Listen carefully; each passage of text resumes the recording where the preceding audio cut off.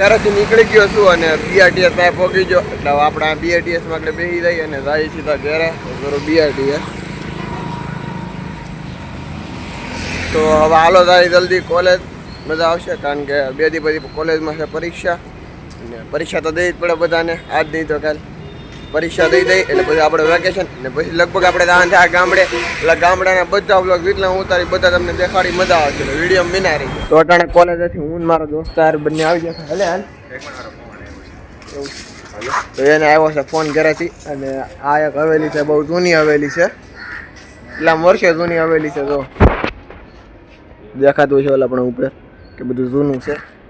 તો અંદરનો આખો વ્યૂ તમને બતાવું કારણ કે કોલેજ જ્યાં કોલેજ બંધ હતી એટલે ફ્રી છે એટલે આવી એવા. હવે અંદર તમને વ્યૂ બતાવું.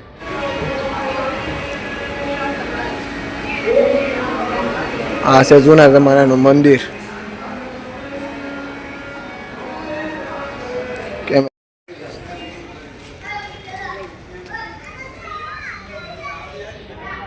તો અહીંયા ગૌશાળા છે.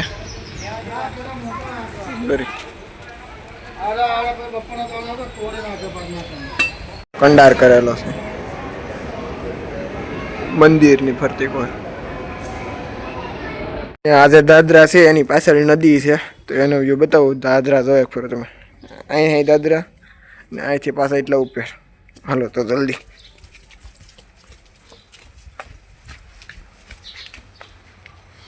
ભાઈ દાદરા સડી છે ઈ હું મારો દોસ્તર બે.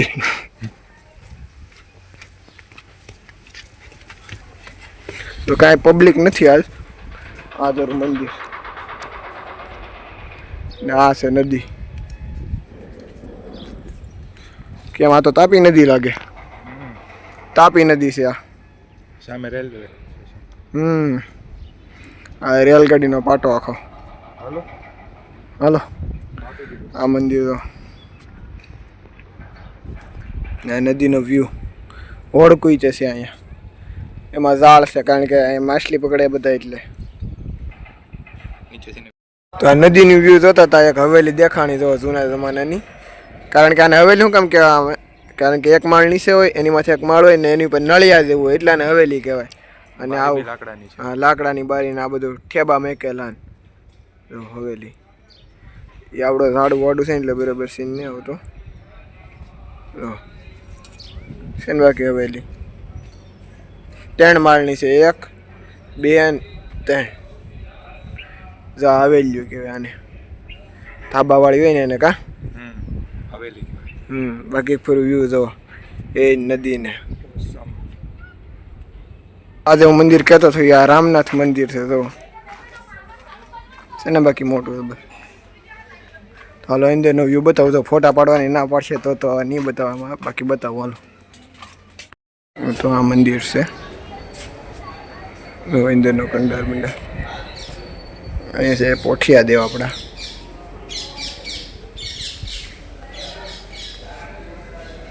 અને અહીંયા કસબા દેવ ને આ મંદિર.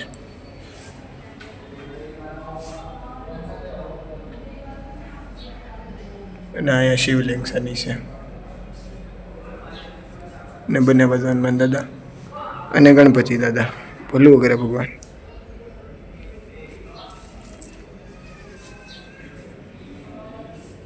આ તો પથ્થર ઉપર શિવલિંગ, મંદિરની બહાર શિવલિંગ છે જો. કારણ કે ભગવાન અહીંયા બિરાજમાન છે એટલે અહીંયા શિવલિંગ થઈ ગયું. ભલે મંદિરની અંદર ન હોય પણ ભગવાન હોય ને હોય જ તે.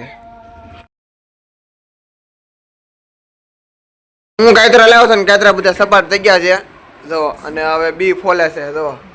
કારણ કે પેલાની માન્યતા છે ભૂરું બી નીકળે ને ફોલીએ એટલે આ ઉપરની કાળી સાલ હોય ને એને ફોલીએ એટલે ભૂરું બી નીકળે ને એ કવામાં નથી એટલે પૈસા ચડે. કામાં માં લ્યો આને તો ધોળું નીકળી ગયું આખું જો. શેદલે તો કારોની મહેનત કરે છે. દોસ્તો ગાયત્રા બાયત્રા ખાઈ જશે હવે સીધું રાત તો ખાવાનું છે. તો રાતે ખાવાના બટાકા ભૂંગળા. તો હાલો બધા બટાકા ભૂંગળા ખાવા. તો બટાકા ભૂંગળાની ડીશું ભરાઈ ગઈ છે જો. આ કેવા બટાકા, આ ભૂંગળા ને આને કુરકુરીઓ લઈ લીધું. બટાકા ભૂંગળા ખાવાના કર્યા છે તેને કુરકુરીઓ લઈ લીધું જો. 10 રૂપિયા કે તુરતુરે. હા બહારનું આના બહુ ખાવું તો સેજલબેન બહાર જશે આપણે તો જલ્દી બટેકા ભૂંગળા ખાઈ લઈ અને પછી કમલ આપણે સાંજે ફ્રીજ કાલ તે ફ્રીજમાં આઈસ્ક્રીમ મૂકી હતી ને ખાવાની છે કેમ કે સવારે જામી નથી બિરબે એટલે હે રાતે 10 વાગે સાંજે તો હાલો જલ્દી આપણે આપણું ખાવાનું ખાઈ લઈએ તો ભાઈ હવે વાગી ગયા છે 10 અને હવે આપણે ખાવાનું છે આઈસ્ક્રીમ તો હાલ કમલ જલ્દી ફ્રીજમાંથી આઈસ્ક્રીમ કાઢ તો કમલ ફ્રીજમાંથી 4 આઈસ્ક્રીમ કર્યા છે એ કાઢે છે પહેલા તો બે આપણે આવી ગયા તરબૂચના આઈસ્ક્રીમ અને હવે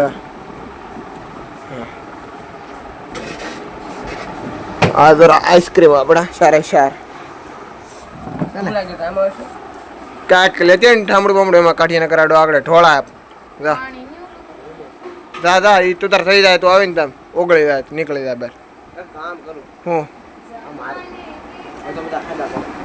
એલા ઈ ચોકલેટ આઈસ્ક્રીમ એ બધાને અડધું અડધું દેવાનું છે આ તો એકલા ખાવ નહીં એકલા નહીં ખાવ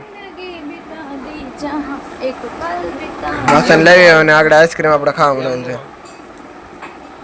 અને પેલા ઓગાળવા પડશે આ તે કામ કર હું છું ઓગળી ગયો આ તો જો આ નીકળી ગયું છે આ જો નીકળો આ ના ઓલું છે બહુ ઓહો આ આખો આની અંદર કઈ છે ગ્લાસ ની અંદર બતાવ ના એટલું બધું આ ઓગળી ગલી છે જો જો ટીપા પડે અને ડાયરેક્ટ ખાવી પડશે આપણે ઈ તો પછી આપણે અટાણ ફ્રીજમાં મેકજો પછી છેલ્લે આ ઈ બે ત્રણે નીકળી જાય આરામથી મેકજો નકર ઓલા નો થઈ જાય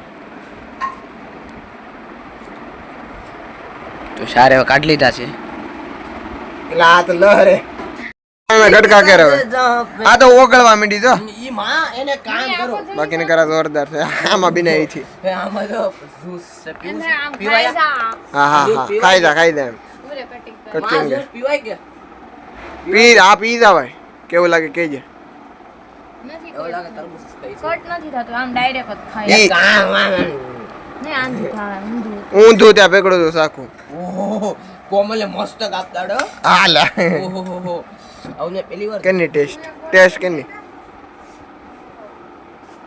ધ્યાન દોરતો એનું કેની દ્રાક્ષ નું વાહ એટલે કોઈ તો માધો કોમલ ખાય મને ખાલી ટેસ્ટ કરે છે ઈ એટલું બધું ટેસ્ટ કરી દઉં બાકી હું ખાઈ જાઉં કેવું છે દ્રાક્ષનો સ્વાદ છેલ્લે આવે રહી ને એમ ને સ્ટાર્ટિંગમાં નથી આવતું એક આ જોઈ ઈ તો જજો વધારે એમાં જ નીકળી વધારે કાપ છે એમાં જ નીકળી ચોકલેટ જ લાગશે ઓછું છે મને તો વધારે કાપ છે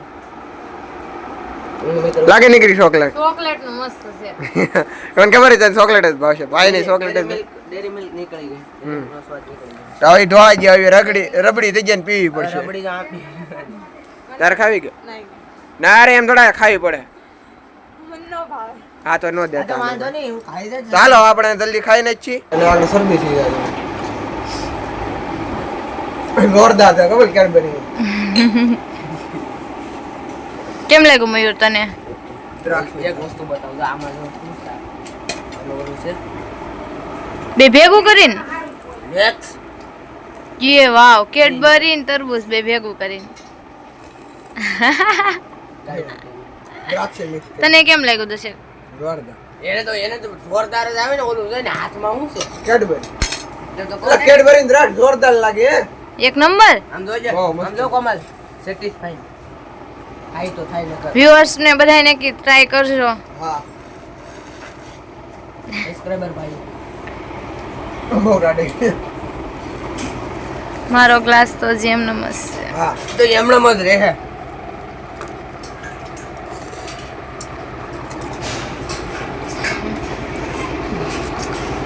આવે કેમ લાવું તારું ઉતાર લે હું તારો ગ્લાસ ખાઈ જાઉં લે કોમલ ખાઈ જા કારો ને રીલ બનાવી આ પેપ્સી જેવું છે ફેફસી ખાતે એવું લાગે ને કા દેખ મને મારા તને તો કેડબરી જ ભાવે કા શરદી ખાને ઉભા રહો ગોલા પેલા ખબર આમ ગોલા ખાતા હા ફરી વાળા ગોળા કોને ખાધા કમેન્ટ કરી દેજો હા હવે તો એ બે તો બસ ગાઈસ આજના વ્લોગમાં એટલું જ મળશું નેક્સ્ટ વ્લોગમાં જો તમને વિડીયો સારો હોય તો વિડીયોને લાઈક શેર અને ચેનલ સબસ્ક્રાઇબ કરી દેજો બાય બાય